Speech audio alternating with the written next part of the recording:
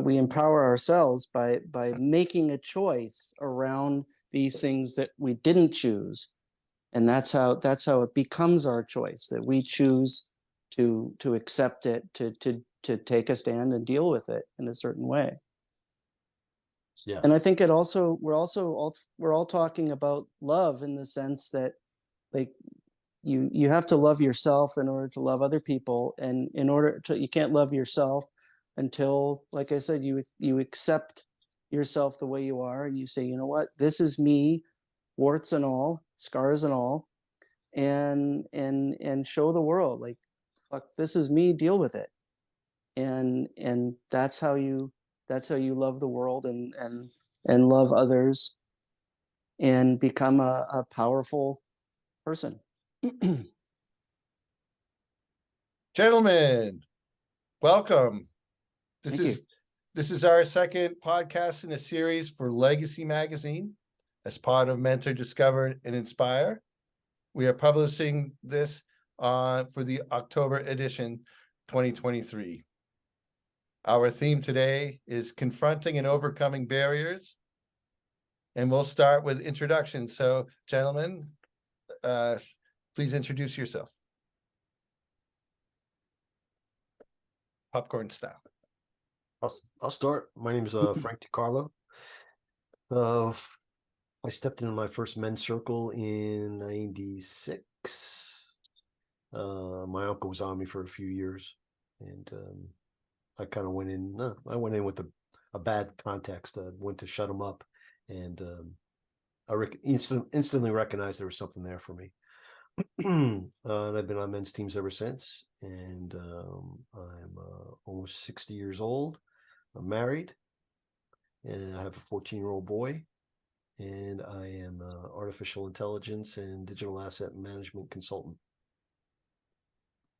I'm complete. My name is go ahead.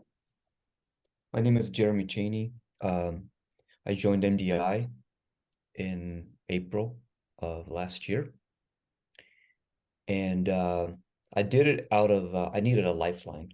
I was in a really, really bad place. I am 51 years old, married, 2 stepdaughters and 2 biological daughters. I'm retired law enforcement, and I'm here to have a great conversation. Welcome. I am Paul Mack. I joined MDI around 2016, and at the time I was in year 11 of a very ugly, high conflict divorce and custody saga, and had no idea how to interact with other men, and it was really perfect timing that I got involved, and I've never looked back. I am starting my own business, building a life coaching business. It is, I'll just quickly mention that it's called Out of Sight Into Mind. You can find me on Facebook, and my you can contact me at osimwithpaul@gmail.com. And I see all sorts of clients, but I specialize in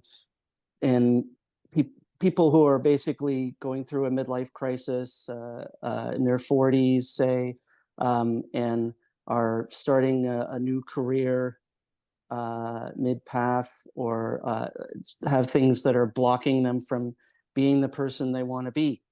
Because my purpose is helping other people be their best selves. Complete. Thank you, Mac. Yeah, very good. I'll be calling you or emailing you. My name is LaBarge. I'm your host here today. Member of MDI since 2004. And I think what we're going to do is get into sharing, confronting and overcoming barriers. And why don't we do the same order that we started with? So, DeCarlo, you can go first. why don't you share with us what your barrier is, and then I'll follow up with a couple of questions for you to answer. Okay. So when I was asked, or I was told that we were going to be speaking about a barrier, I didn't have to give it a lot of thought. Actually, just popped in my head. It's not something I talk about a lot, so I thought that was telling. It's about being in a car accident when I was 18 years old, and I went through a windshield. And there's for people that are on video, there's scars that are still on my face to this day, and it was pretty impactful at that time in my life. That's what I'm prepared to talk about tonight. So what was the impact of this car accident? You can tell us, like, sort of set it up, what happened, so that we can Yeah, sure. I was follow the story. with a girlfriend at the time, and I wasn't wearing a seatbelt. And we came around a bend, and we hit another car, and I went through the windshield and came back. So it was the coming back that kind of ripped the front of my face. My nose was off, and I've got a bunch of scars on my forehead, and it shattered my sense of invincibility. Right, it redirected the course I thought my life would take. I had to drop out of college. It just started, and I was 18. I just graduated high school, and it was my first semester of school, and it was a tough blow. You know, I had to go through a number of different plastic surgeries. My mouth was sewn shut for a while, and I had 2 openings because it was sewn in the middle. So I was drinking through a straw for a long time, and I remember when I was home, because I was in and out of the hospital for a lot. My mother got really upset because I was home. I was eating solid foods, and she got very nervous that if I started choking, there wouldn't be a way to help me. And that was a real reminder of the physical and emotional toll. So, you know, it left me questioning my future and struggling with feelings of self-worth. I just didn't think that, you know, a woman or girls were going to be interested in me anymore. And I was going to have a really tough time in people accepting me and thinking I remember the Elephant Man being popular back then, that movie. But anyway, that's how much it affected me at that age. I like the reference to Elephant Man. I am not an animal. So, DeCarlo, was there a lesson for you behind this after all this, the impact and then the suffering? Yeah, for sure. I mean, it was a long time ago. It was almost 40 years ago. Right. You know, I learned the power of resilience, right? Self-acceptance. There was a moment that I really needed to decide if I was going to surrender to despair, or, you know, continue to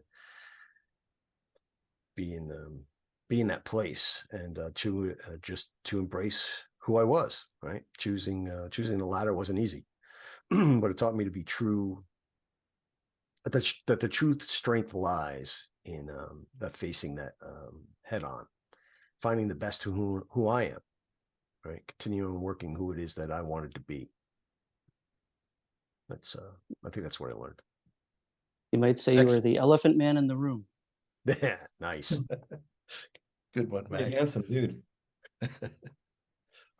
Thank you, DeCarlo. Thanks for sharing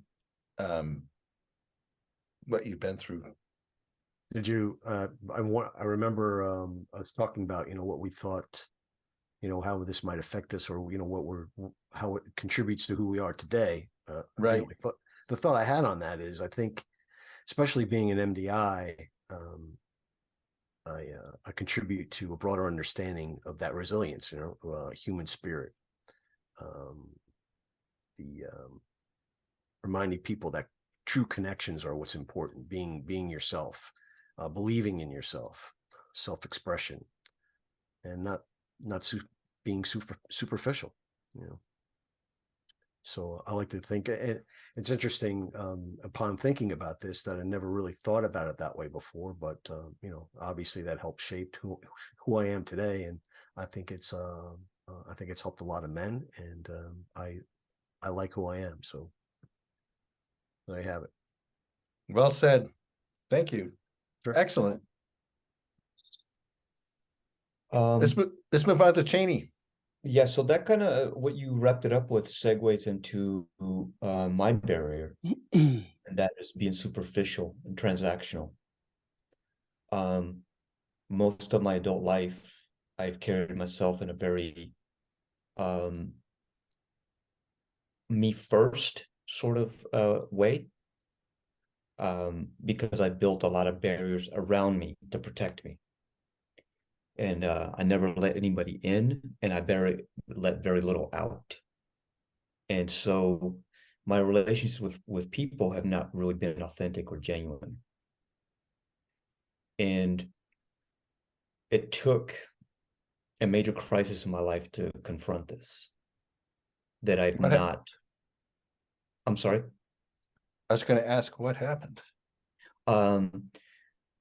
I was arrested in my last year of as a law enforcement professional. I was arrested at work for a felony.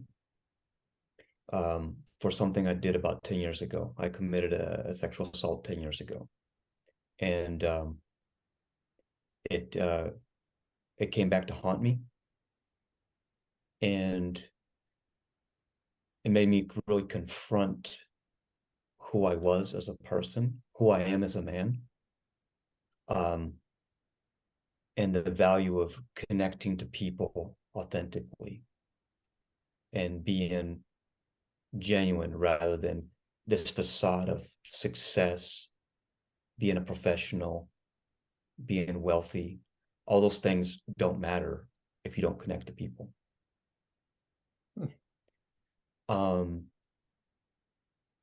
Because eventually your character reveals itself. Your so I really character struggled- reveals yourself. Yes, my Where character you- yeah. revealed itself, right? And what I'm really struggling with is, well, I've done a lot of work to round that corner and to put people first rather than my own persona in when I engage with people. And just to kind of lay out why I came about this way is I had a very, very aggressively traumatic childhood where I protected myself at all costs from relating to people and connecting with people, even from my own siblings. And I covered it all up with the smell of success and being an outstanding professional in both my military and law enforcement careers. Those made up for a lot of my my inadequacies that I never confronted until this crisis. And MDI has been the cornerstone of my growth and development since. What is your the effect to your future, or what is your hope or intention around this looking forward? That I will rebuild the bonds with the people that I've hurt. That I will move forward in true authentic connection with the people in my life. Because that is priceless.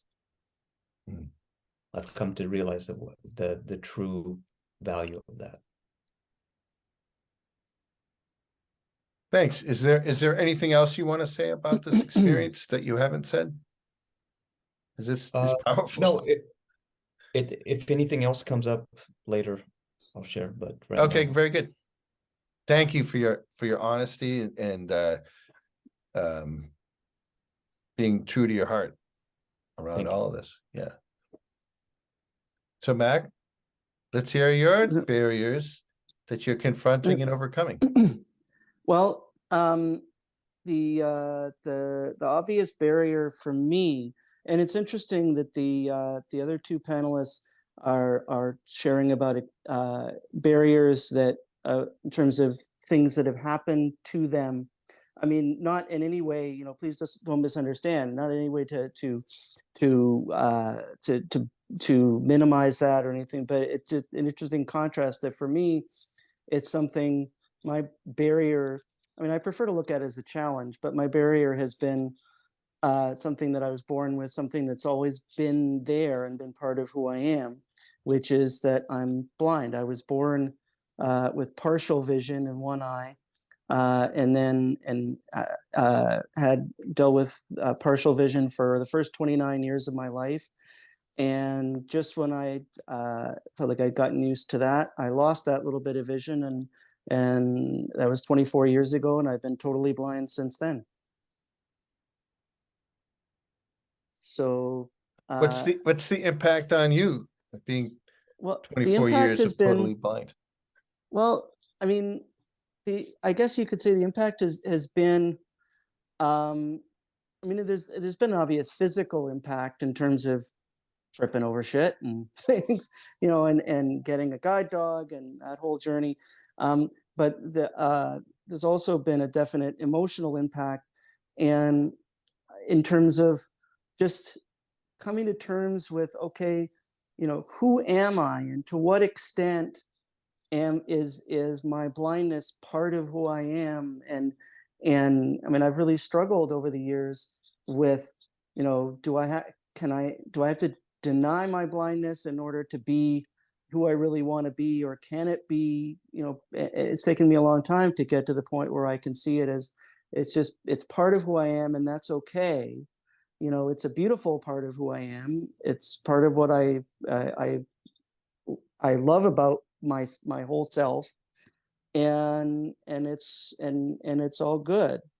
And MDI has definitely helped me a lot with that, like having men around me who accept me for who I truly am, and not just don't just see me see who I am in terms of my disability, what I can't do or what I have to do differently. So if this message of self-acceptance, is this the lesson that you're learning? Yeah, absolutely. Just that simple, you know, that my blindness is part of who I am. It's not who I am. There's the lesson right there. That's awesome. Yeah. Wow. Good job, coach. So how does this affect your future? How does your past 24 years of blindness, is there a hope or intention for you in overcoming this barrier? Well, my hope and intention is that I will continue to grow as the person that I want to be, that has my blindness as a component, and a component that in many ways actually makes me a better person, and a person who like I think it makes me, and I've been thinking about this aspect of it, because I'm working on my not to give too much away for people who don't know about this. I don't want to give away any secrets, but I'm on a team working on organizing Legacy Discovery Weekend, and I'm on the Lover team, and I've been thinking about how it really has made me a more mature lover, who can appreciate the silences, who can appreciate the sounds and the smells around me, and more than I think I would if I was distracted by what I'm seeing around, what I'd be seeing around me. And so a lover archetype is someone who feels without barrier, right? And anybody Right. that's listening here, if what Mack just said interests you, Google Legacy Discovery. Yep. Maybe that's our next Absolutely. podcast. Yeah. Excuse me. Yeah, as a lover, I'm free to to be with my feelings around my blindness, and some of them are painful, and that's okay. It's just as important to feel intense pain and be with that and be okay with that as it is the beauty in the world. Like that's how I appreciate the beauty in the world, by being able to be with the painful parts, for sure. Thank you, Mac. No problem. I'm choking here. I don't know why. Okay.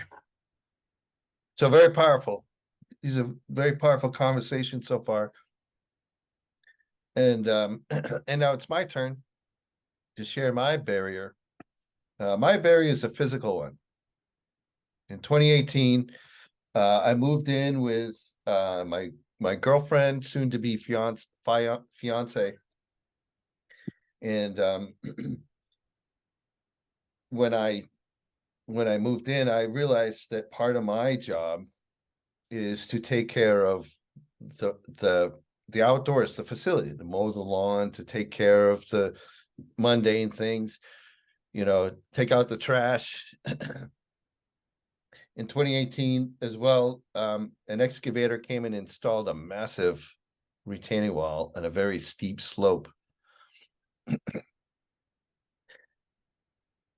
In 2020, after a storm where 3 inches of rain fell, some of the basal part, the bottom part of the wall collapsed and descended down about 120-foot steep embankment.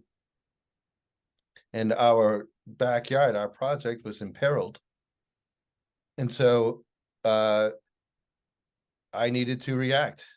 I needed to take care of what needed to be taken care of, using skills I've never, ever used before, which is to build something. And what I did is I was able to source materials that are railroad ties, repurposed railroad ties. And I learned how to work with them and how to build and construct safely. I learned how to get the right tools. I had a lot of support. I had help from others that they had a little more experience than me. And then I was able to learn how to trust myself to do what it takes to be able to construct a retaining wall to retain my retaining wall. And as absurd as that sounds, it's even worse than you think. So I am still working on this retaining wall, and I have 400 railroad ties in the ground constructed to be able to just make sure that entropy is slowed down by 40 years or so, at which point it'll be somebody else's problem. And what I would like to do, if you are able to see, Mac, I'm sorry you can't see this, but I want to show you what 400 railroad ties looks like. So let's do this. So this is my backyard, and this is the before picture. And you can see there are lots of boulders here, and there's also another row of boulders down below. That's steep. And you can see just how actually steep that is. It really is. This is a view from I have a deck that looks down. So this is looking at it from the other direction. So here, this is high ground up here. This is that part of the property, and this is all boulders. I'll also point out, this is my neighbors, who they also had this constructed at the same time by the same person. And you can see how theirs is already dropping. And then what I'll show here is me standing next to 80 railroad ties, ready to get to work. So what I hear you saying is that you learned how to be a leader in breaking down barriers by literally building a barrier. Yeah. That is correct. Wow. That is very awesome. insightful of you. I also have some photos here. So this is the side of where the like directly below this paving here is where the stones collapsed. And when I built up the retaining wall, I realized that I could turn this into usable space. So this is our overlook. You can see I'm in the mountains here. Nice And you view. can see it's like a green canopy there. And in the summertime, that's my office. So what looks like, you know, what used to be a problem is now a feature in my home. And let's see. What else do I have here? This is the hammer I use right there. This is the lower deck. That's a whole other wall, which is where I have my fire pit and the cool spot to hang out. That's my dog howling. So you can see it's a beautiful place, right? It's a northern climate. Great. These are the spikes that I put in.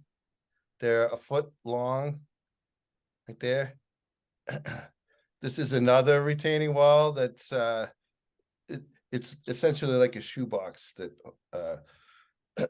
holds those boulders in place. And let's see, I'll do one or two more here. This is the steep part of my property that was I've leveled out so that it's safer to travel down. Yeah, it looks like that. So if I may continue my analogy, you're also being a powerful leader in literally retaining and holding the space. Which is fantastic. Mack, you're good at this. Okay, so like the lessons that I learned is for me to gain in confidence, and it's again with the perseverance to see things through. It's not finished yet, but we're nearly there. And I think there's a measure of putting this sweat equity into my property increases its value, and I can quantify that. But because this started at the beginning of a relationship, it's also an act of love for my wife. It's good stuff. Yeah, that affects my future. Excellent. So let me just ask one more question, and then I think we're through here. What do you men see as common? What do you hear? Like, I hear perseverance, right? What do you hear that kind of unites our stories? Planting a flag in the ground, just making a declaration to ourselves as to how we're going to combat what it is that we're struggling with. Taking a stand. Especially when we don't know what taking the stand looks like. Yeah, You know, exactly. like what it takes. And what it's going to take. Right. Yeah, but trusting ourselves. I'm also reminded that life is a journey, right? Sure. We all have struggles. We have a commonality in the struggle, and we find a way to deal with it the best way we can. I also get that we didn't choose these circumstances. That is correct. They happened to us, and we were forced to react. But we empower ourselves by making a choice around these things that we didn't choose. And that's how it becomes our choice, that we choose to accept it, to take a stand and deal with it in a certain way. Yeah. And I think we're all talking about love in the sense that, like, you have to love yourself in order to love other people, and you can't love yourself until, like I said, you accept yourself the way you are, and you say, you know what, this is me, warts and all, scars and all, and show the world, like, fuck, this is me, deal with it. And that's how you love the world and love others and become a powerful person. And on that note, DeCarlo, Cheney, Mack, thanks for being here. Thanks for Thank you. getting real personal and also sharing your wisdom. I really appreciate it, and No problem. thank you. Thanks, LaBarge. Thanks for Thank having me. you. All right.